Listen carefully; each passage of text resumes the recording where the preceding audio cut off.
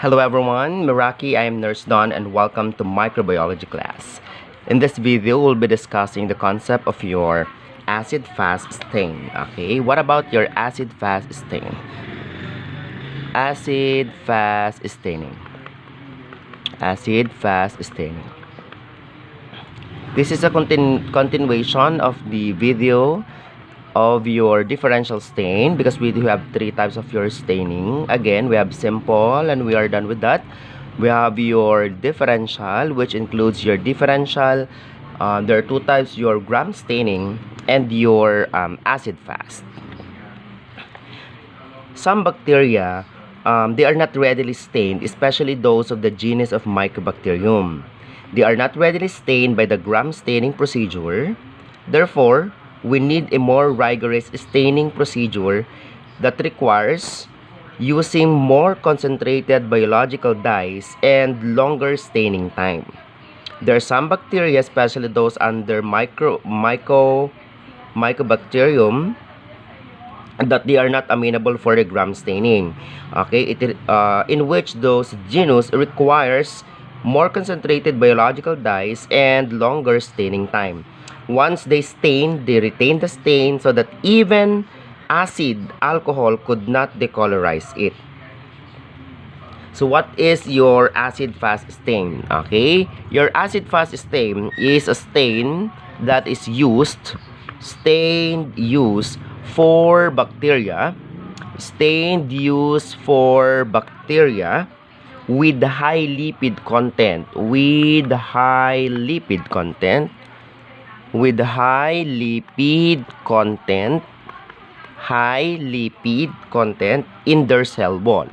in their cell wall.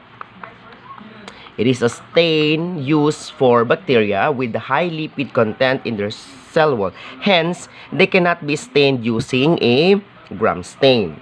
Okay, they cannot be stained using a gram stain, so we need a more concentrated, more rigorous staining procedure, which is your acid fast. More concentrated, the longer the staining time. Okay, this staining procedure divides bacteria into two major groups. Okay, it divides the bacteria into two major groups. What are the two major groups? Okay, first we have what we call your acid fast organism, and your non-acid fast organism. What is the characteristic, okay, of your non-acid fast organism? Your non-acid fast organism, okay, this organism retain the primary dye,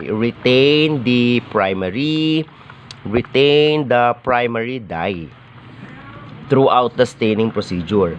They retain the primary dye throughout the staining procedure.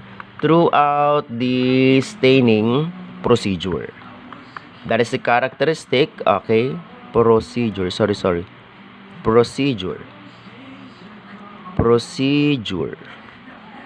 Oops. Just bear with me. Hold on a minute. Naglolo ko yung ating journal. Parang yung boyfriend mong naglolo ko din. Charat. Okay. Hoy, participate ka naman, oy. Windows Journal not responding. Okay. Procedure. Ayun. Okay. That is the characteristic of your acid-fast organism. Retain the primary dye throughout the staining procedure. While your non-acid fast staining, your non-acid fast staining organisms, okay, what is the characteristic of your non-acid fast? Your non-acid fast organism, okay, which are decolorized, okay, which are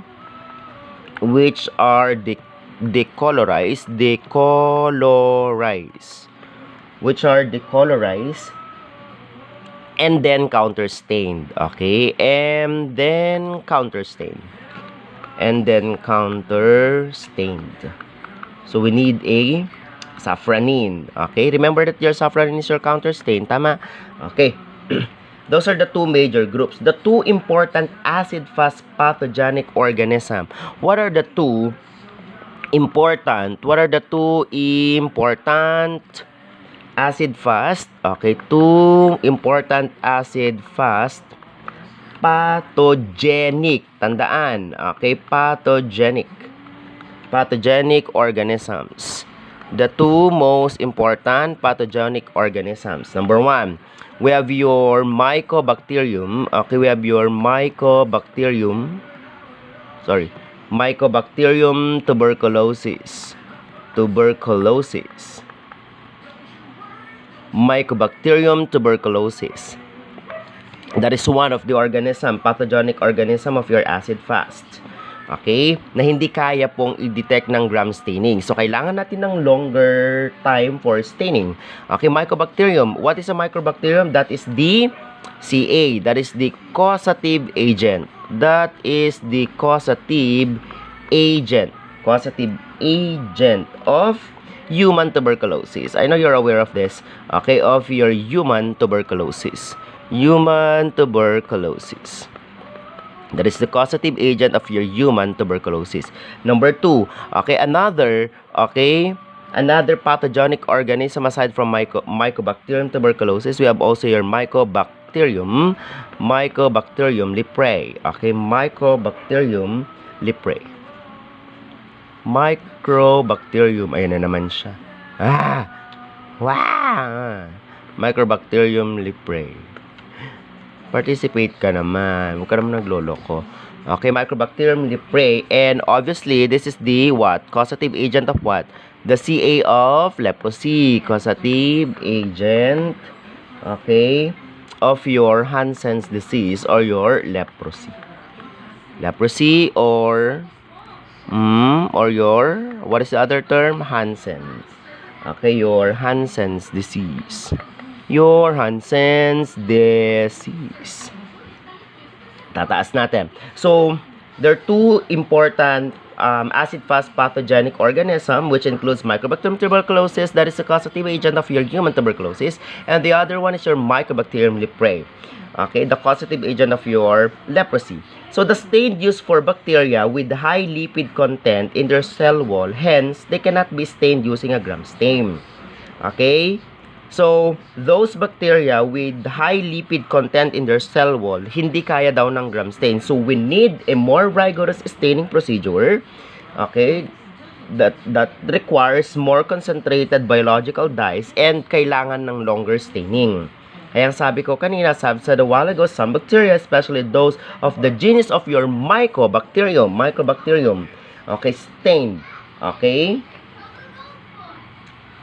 they are not readily stained by the gram staining procedure. So, we need another. That is your acid-fast staining. Okay?